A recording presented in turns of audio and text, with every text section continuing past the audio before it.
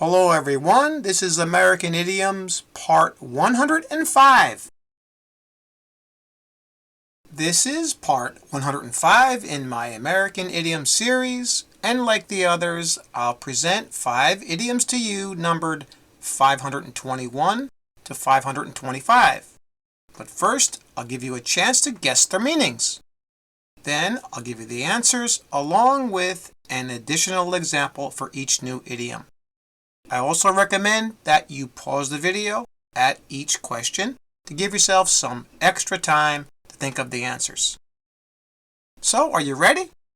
Okay, here we go. Number 521.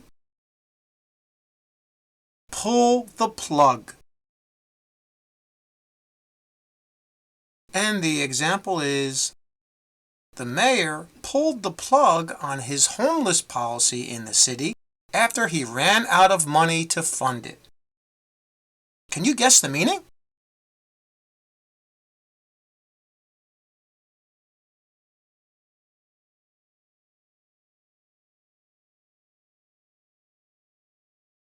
And the answer here is B, to force something to end or to continue operating. In our example, the mayor pulled the plug or stopped the program he was talking about, or his policy here, his homeless policy, when money ran out. Okay? He had to stop it, so he forced it to end by pulling the plug, as we say. Like our next example.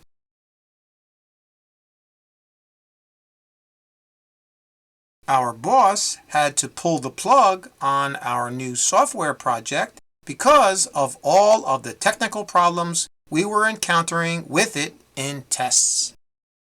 In this example, the person's boss stopped the program, right? Or stopped this project because of the technical problems. And now for number 522. Pat someone on the back. And the example is, our supervisor pats us on the back by buying lunch for everyone whenever we work on Saturdays. Can you guess the meaning?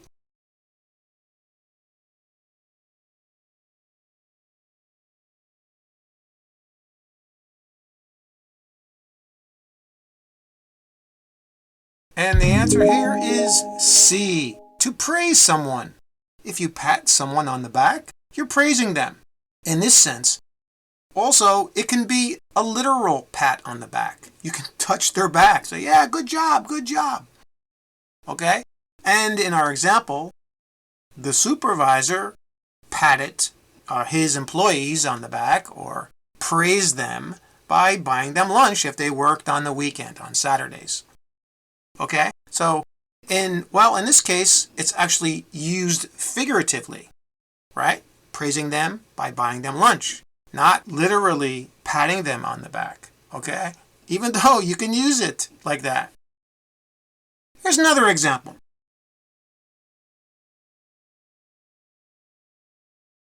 Our company deserves a pat on the back after it gave all of its employees a paid 4-day vacation last month. All right, so this person is saying that their company should be praised for what they did. Now for number 523. Fixate on someone or something. And the example is, our cat was fixated on something in the woods behind our house. And when I went back there, I discovered that she was watching a rabbit. Can you guess the meaning?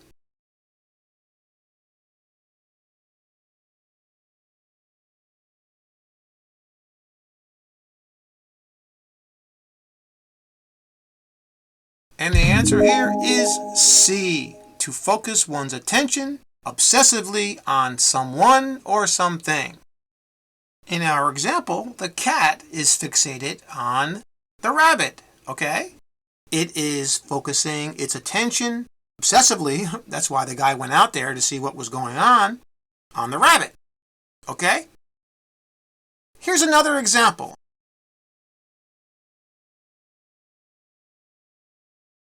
I don't know why Ted is so fixated on losing 5 kilos. He doesn't look overweight to me. All right, so Ted is obsessively paying attention to his weight, or he's trying to lose weight because for whatever reason, maybe he thinks he's overweight. The person who's talking here doesn't think he is. So why is he so fixated on it? Why is he focusing his attention on it? Got it? That's how it's used. All right, and now for number 524, a stepping stone. And the example is, my current job may seem unimportant now, but it is a stepping stone to better things in the future in my company. Can you guess the meaning?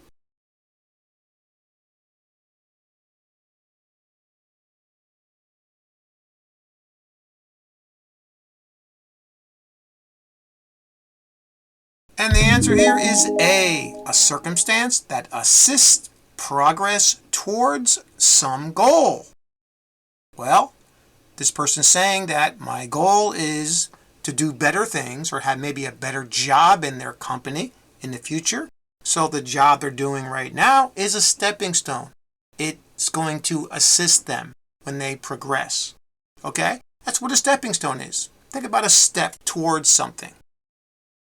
Here's another example.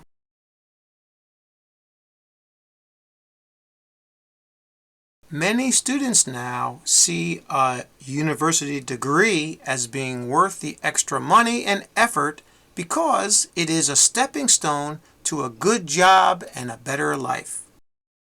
Like it said in the example, I think this is how most people feel today, not just students, right? If you have a degree, you have a good chance for a good job and a better life, right? So it's a stepping stone, like our example. And now for our final idiom, number 525, blue collar. And the example is, blue collar workers have always been an integral part of any country's economy. Can you guess the meaning?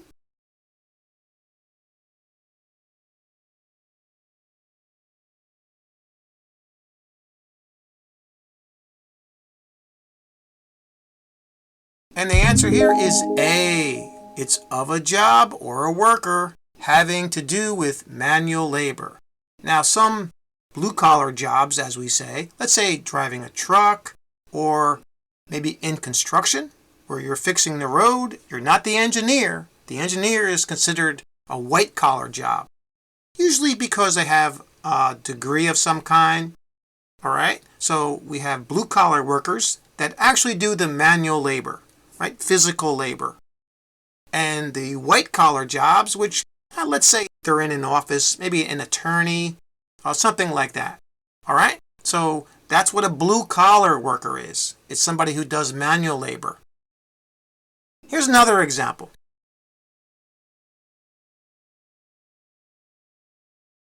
The study showed that blue-collar workers lost more than 10 days a year due to ill health, compared with 4 days for white-collar workers.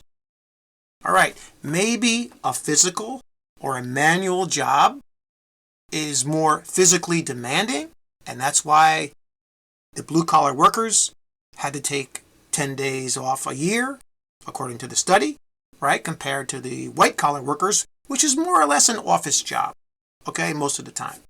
All right, so that's the difference between blue-collar and white-collar. Got it? That's all for this video. Thanks again for subscribing, and please like and share the video to support the channel. And remember what I always say, keep practicing! See you next time.